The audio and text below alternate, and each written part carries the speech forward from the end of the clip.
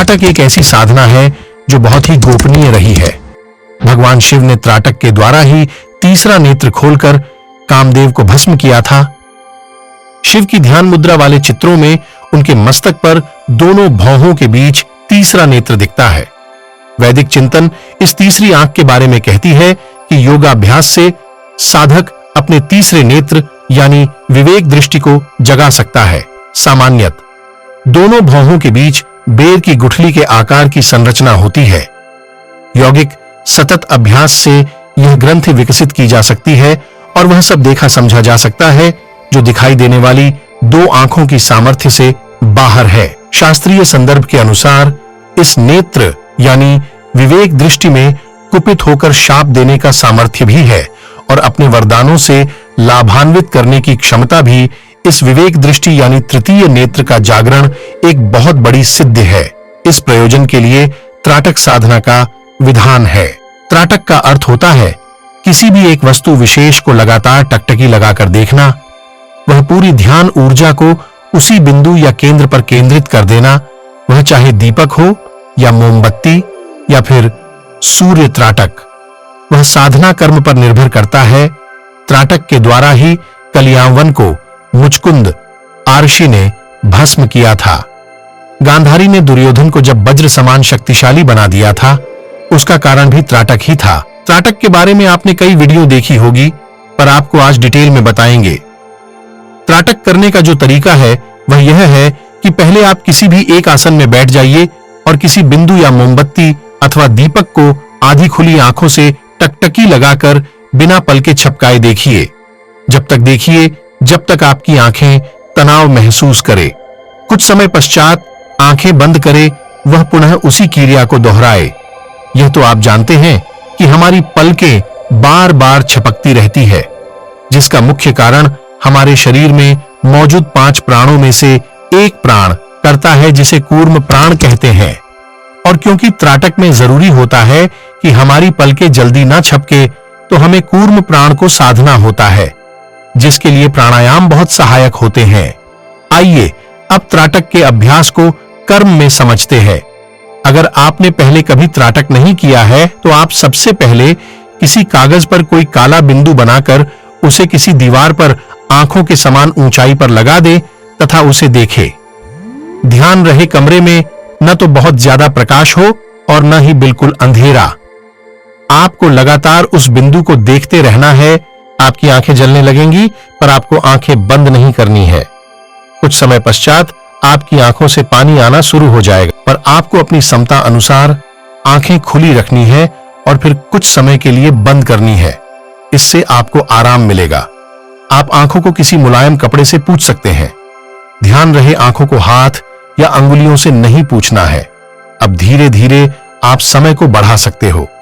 ऐसा करने से आपका मन शांत होने लगेगा और आपको उस बिंदु के पास एक पीले रंग का गोले जैसा दिखाई देने लगेगा और अधिक प्रयास से पीला रंग गायब हो जाएगा और हरा अथवा लाल रंग दिखाई देने लगेगा और अधिक अभ्यास से उस लाल रंग के आसपास सफेद या हल्का सफेद रंग दिखाई देने लगेगा। अब आप त्राटक के अगले भाग की ओर बढ़ सकते हैं। अब हम दूसरे अभ्यास की ओर चलते हैं। दूसरे अभ्यास में दीपक की आवश्यकता होती है। इसमें मोमबत्ती का भी प्रयोग कर सकते हैं, पर घी का दीपक ज्यादा अच्छा रहता है। और दीपक पर त्राटक का यह अभ्यास तभी किया जाता है जब पहले अभ्यास में कुछ समय रुकने लगे। प्रारंभ में कमरे में ज्यादा अंधेरा नहीं रखना है। मोमबत्ती अथवा दीपक को लगभग 1.25 मीटर अथवा प्रारंभ में मीटर तक रख सकते हैं। जब आंखों में जलन होने लगे तो आप कुछ आराम करके आंखों में पानी के छींटे मार सकते हैं और मुंह में कुछ पानी भरकर उसे कुछ समय में निकालने पर आराम मिलेगा। लगातार यह अभ्यास करने पर आपकी आंखों में एक तेज सा आ जाएगा। अगले अभ्यास में आपको दर्पण पर त्राटक करना है। इसमें आपको एक दर्पण लेना है और अपने माथे पर एक बिंदु लगाकर उस दर्पण में उस बिंदु के ओ देखना है। ध्यान रहे वह बिंदु दर्पण के ठीक बीच में पड़े। बिना पलके झपकाए उसे देखते रहना है। कुछ दिन बाद आपका चेहरा गायब सा होने लगेगा और अजीब सी आकृति दिखाई देने लगेगी। आपको डरना नहीं है। आपने जहां बिंदु बनाया था वहां गुदगुदी सी होने लगेगी। दर्पण त्राटक से दिमाग पर गहरा असर पड़ता है और दिमाग विकसित होने लगता है। अगले अभ्यास में आप पेड़ पर त्राटक कर सकते हैं। इसके लिए आपको एकांत स्थान पर जाना होगा और कोई ऐसा पेड़ देखना होगा जो ऊपर से नुकीला हो। उससे लगभग 1 किलोमीटर दूरी पर आपको बैठ जाना होगा और उसे देखना होगा। कुछ समय पश्चात आपको पेड़ के पीछे पीले रंग का गोला सा दिखाई देगा।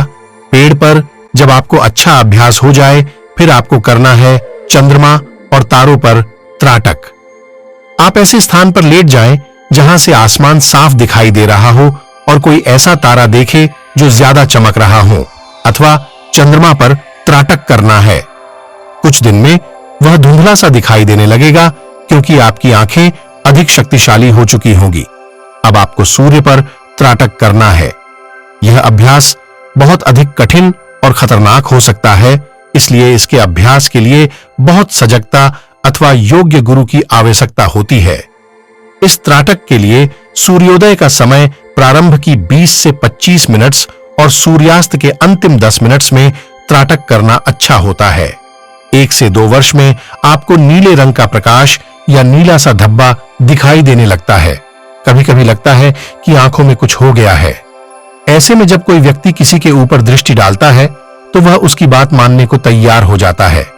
आप में शक्तिपात करने की क्षमता आ जाएगी। त्राटक योग मुख्य रूप से एकाग्रता शक्ति को बढ़ने में बेहद प्रभावी माना जाता है, लेकिन इसके अन्य शारीरिक एवं मानसिक लाभ भी हैं। जैसे यह आंखों को शुद्ध करता है और एक बिंदु पर ध्यान केंद्रित करने के लिए व्यायाम करके आंखों की मांसपेशियों को मजबूत कर सकता है।